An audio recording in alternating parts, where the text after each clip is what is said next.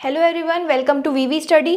सो आज हम लोग पढ़ने वाले हैं मैनेजरल इकोनॉमिक्स का यूनिट नंबर 2, जिसमें हम लोग पूरा कॉस्ट के बारे में, प्रोडक्शन के बारे में पढ़ने वाले हैं। तो सबसे पहले हम लोग स्टार्ट करते हैं मीनिंग ऑफ प्रोडक्शन। प्रोडक्शन का मतलब क्या होता है?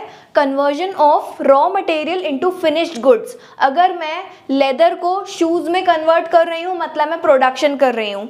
अगर मैं कलर्स को पेंट में कन्वर्ट कर रही हूँ तो मैं प्रोडक्शन कर रही हूँ। अगर मैं शुगर केन को शुगर में कन्वर्ट कर रही हूँ तो मैं प्रोडक्शन कर रही हूँ। तो प्रोडक्शन की डेफिनेशन क्या हो जाएगी हमारी?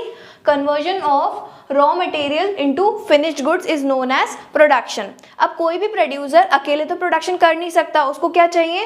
फैक्टर्स ऑफ प्रोडक्शन चाहिए। तो फैक्टर्स ऑफ प्रोडक्शन कौन कौन से होते हैं? फैक्टर्स ऑफ प्रोडक्शन मतलब वो सारी चीज़ें जो एक प्रोडक्शन प्रोसेस में मदद करती हैं मैन्युफैक्चरर की।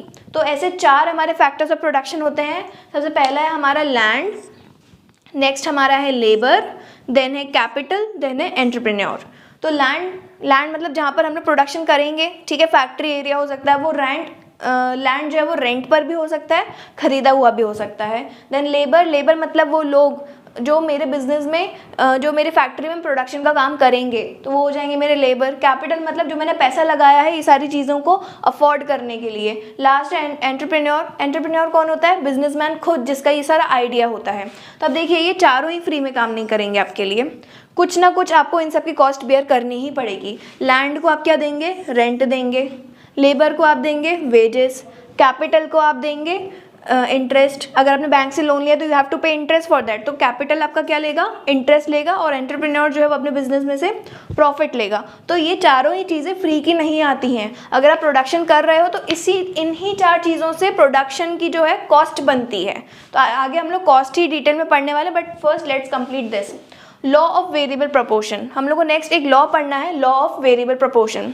देखिए हमारे बिजनेस में 2 टाइप के प्रोडक्ट्स होते हैं, 2 टाइप का प्रोडक्शन होता है। एक होता है टोटल प्रोडक्शन, एक होता है मार्जिनल प्रोडक्शन, ठीक है।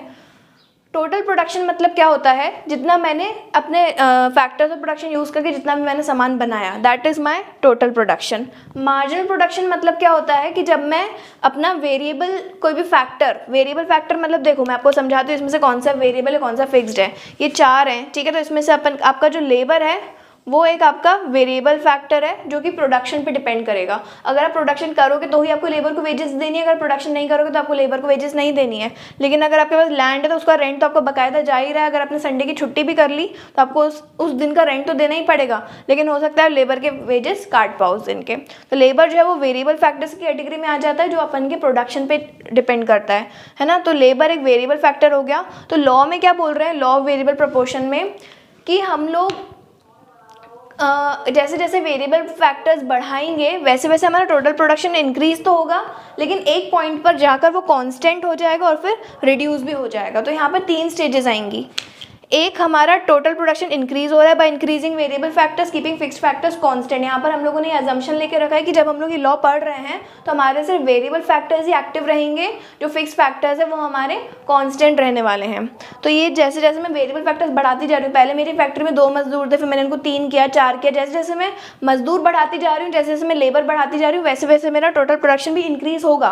तो टोटल प्रोडक्शन के इंक्रीज या डिक्रीज होने के रेट को हम लोग मार्जिनल प्रोडक्शन बोलते हैं। मैंने पहले एक लेबर था मेरे पास जो कि 10 यूनिट्स प्रोड्यूस करता था, मेरे पास जब 2 लेबर आए तो वो 18 यूनिट्स प्रोड्यूस करते थे। तो इन दोनों के बीच का जो डिफरेंस है 8, ये मेरा हो जाएगा मार्जिनल प्रोडक्शन और ये मेरा हो जाएगा टोटल प्रोडक्शन। ये मेरे हो गए वेरिएबल फैक्टर्स। तो ये क्या होगा? जैसे जैसे मैं वेरिएबल फैक्टर्स इंक्रीज करती जाऊंगी वैसे वैसे मेरा टीपी इंक्रीज तो होगा, लेकिन उसका रेट जो है वो डिपेंड करता है कि मैं कितने वेरिएबल फैक्टर्स इंक्रीज कर रही हूँ। आप अगर अपने बिजनेस में लेबर्स बढ़ाते जाएंगे तो एक पॉइंट तक तो आपका बिजनेस बड़ी अच्छे से ग्रो करेगा, लेकिन फिर वो धीरे धीरे उसकी ग्रोथ स्लो हो जाएगी। ग्रोथ होगी, हाँ, आपका जो टोटल प्रोडक्शन है वो टोटल प्रोडक्ट है वो इंक्रीज तो होगा, लेकिन एक कम रेट से इंक्रीज होगा। फिर एक पॉइंट पे जाके कांस्टेंट हो जाएगा। कांस्टेंट मतलब जितना आप 10 लेबर प्रोड्यूस कर रहे हो उतना ही 15 लेबर भी उतना ही प्रोड्यूस करेंगे, ठीक है। इसी कांस्टेंट वाली स्टेज होती है।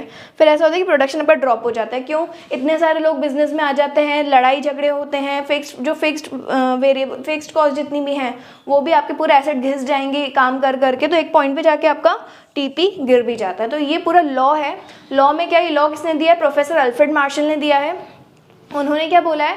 We can increase total production by increasing variable factors keeping fixed factors constant, but total production first increases with increases rate, then increases with decreasing rate and then becomes constant and then negative. तो ये आपका law of variable proportion complete हुआ। Next topic पर हम लोग चलते हैं। हम लोग को पढ़ना है नेक्स्ट कॉस्ट। तो अगर हम लोग बिजनेस की कॉस्ट को हम लोग देखें तो वो हमारी दो टाइप की होती है, फिक्स्ड कॉस्ट और वेरिएबल कॉस्ट। फिक्स्ड कॉस्ट मतलब वो कॉस्ट जो मैंने एक साथ इन्वॉल्व कर दिया पैसा, मैंने पूरा अपना बिजनेस में, वो ब्लॉक हो गया पैसा, जैसे मैंने लैंड खरीद लिया, फर्नीचर खरीद लिया, तो ये सारी मेरी फिक्स्ड कॉस्ट होती है जो कि प्रोडक्शन से चेंज नहीं होती। मतलब अगर आपने आज प्रोडक्शन नहीं किया तो आपकी फिक्स्ड कॉस्ट कम नहीं होगी, आपकी फिक्स्ड कॉस्ट हमेशा कांस्टेंट रहती है बिजनेस में, वो लगती ही है। तो मतलब फिक्स्ड कॉस्ट का एक फीचर क्या हो गया, इवन आप प्रोडक्शन नहीं करे, जैसे लॉकडाउन के टाइम पर सबकी फैक्ट्रीज बंद थी लेकिन फिर भी उनको फैक्ट्री का रेंट देना पड़ रहा था, चाहे आप प्रोडक्शन करो चाहे नहीं करो। तो जो फिक्स्ड कॉस्ट होती है वो आपके प्रोडक्शन पे डिपेंड नहीं करती हैं, आप प्रोडक्शन चाहे करो चाहे नहीं करो, फिक्स्ड कॉस्ट आपकी लगती ही हैं। तो ये होती है फिक्स्ड कॉस्ट। दूसरी कॉस्ट हमारी है वेरिएबल कॉस्ट। वेरिएबल कॉस्ट वो वाली कॉस्ट है जो प्रोडक्शन के साथ साथ चेंज होती जाती है, ठीक है। जैसे इलेक्ट्रिसिटी बिल हो गया, इलेक्ट्रिसिटी बिल को हम लोग सेमी वेरिएबल बोल सकते हैं क्योंकि इसमें थोड़े फीचर्स फिक्स्ड कॉस्ट के, थोड़े वेरिएबल कॉस्ट के। अगर आप रियल बिजनेस में देखें तो आपको अगर कमर्शियल बिल अगर आपका आता है, फैक्ट्री का जो इलेक्ट्रिसिटी बिल आता है उसमें आपको कुछ एक मिनिमम अमाउंट देना ही पड़ता है, बाकी का जो अमाउंट है वो आपके लाइट जलाने के कैपेसिटी पे डिपेंड करता है। तो जो इलेक्ट्रिसिटी बिल हो गया वो आपका सेमी वेरिएबल कॉस्ट हो जाता है। वेरिएबल कॉस्ट मतलब जैसे लेबर्स है तो लेबर्स को आप डेली वेजेस देते हो, तो जिस दिन आपको काम कम हो उस दिन आप कम लेबर हायर करके कम वेजेस भी दे सकते हो। मतलब वेजेस आप लोग चेंज कर सकते हो with the change in level of output या प्रोडक्शन, वो वाले हमारी कॉस्ट कहलाती हैं वेरिएबल कॉस्ट। तो ये हम लोग की जो है दो टाइप्स की होती हैं। फिक्स्ड कॉस्ट हमारी दो टाइप की होती है, टोटल फिक्स्ड कॉस्ट और average fixed cost. Variable cost हमारी दो टाइप की होती है, टोटल वेरिएबल कॉस्ट और एवरेज वेरिएबल कॉस्ट। अब देखो TFC प्लस TVC करोगे जब आप, मतलब total fixed cost plus total variable cost करोगे तो आपको मिलेगा टोटल कॉस्ट। जो प्रोडक्ट की कॉस्ट बनती है वो इन दो कॉस्ट से मिलकर बनती है। अगर मैं मार्कर मैन्युफैक्चर करूंगी तो मैं सबसे पहले तो इसमें वेरिएबल कॉस्ट जोड़ूंगी सारी, प्लस मेरी पर यूनिट फिक्स्ड कॉस्ट भी इसमें जुड़ती है, तब जाके इसका कॉस्ट प्राइस डिटरमाइन होता है, ठीक है। तो ये टोटल कॉस्ट मतलब कॉस्ट प्राइस प्रोडक्ट का, वो किससे मिलकर बनेगा, आपका TFC प्लस TVC करके बनेगा। अब TC भी दो टाइप का होता है, एक टोटल वेरिएबल कॉस्ट और टोटल फिक्स्ड कॉस्ट, ठीक है। वही मतलब TC plus TVC is equals to TC, okay. तो ये आपका फॉर्मूला बन गया। यहाँ से आपको कई बार मिसिंग फिगर्स भी फाइंड आउट करने को आ सकते हैं, आपको कोई दो चीज़ें दे देंगे, तीसरी फाइंड आउट करने के लिए बोलेंगे। फॉर एग्जांपल टोटल कॉस्ट दे देंगे, TFC दे देंगे, बोलेंगे TVC फाइंड आउट करो। तो ऐसे करके आपका टेबल भी आ सकता है कंप्लीट करने के लिए। तो इसके लिए आपके सारे फॉर्मूलेज जो हैं वो यहीं से बनते हैं, इस वाले फ्लो चार्ट से आपके सारे फॉर्मूलेज बन जाएंगे। तो ये तो हुआ हमारा कॉस्टिंग कंप्लीट। नेक्स्ट हमारा लास्ट टॉपिक है break even analysis. Break even analysis का मतलब क्या होता है कि अगर मैं प्रोडक्शन कर रही हूँ तो मेरी फैक्ट्री में मुझे कितने यूनिट सेल करने पड़ेंगे minimum to cover all my cost. मेरी जितनी भी कॉस्ट हैं बिजनेस की वो कितने प्रोडक्ट्स बेचने पर पूरी मेरे को रिकवर हो जाएंगी, उसको मैं बोलती हूँ break even units find out करना, ठीक है। तो उसका फॉर्मूला क्या होता है, total fixed cost divided by selling price minus variable cost per unit, ठीक है। इन दोनों को कंबाइनली अपन कंट्रीब्यूशन बोलते हैं। Selling price minus variable cost per unit को हम लोग कंट्रीब्यूशन बोलते हैं। तो in total break even point in units अगर आपको निकालो नंबर्स में कि आप कितने नंबर ऑफ प्रोडक्ट्स बेचो ताकि आपके सारी कॉस्ट कवर हो जाएं, ठीक है। तो TFC अपॉन कंट्रीब्यूशन उसका फॉर्मूला हो गया।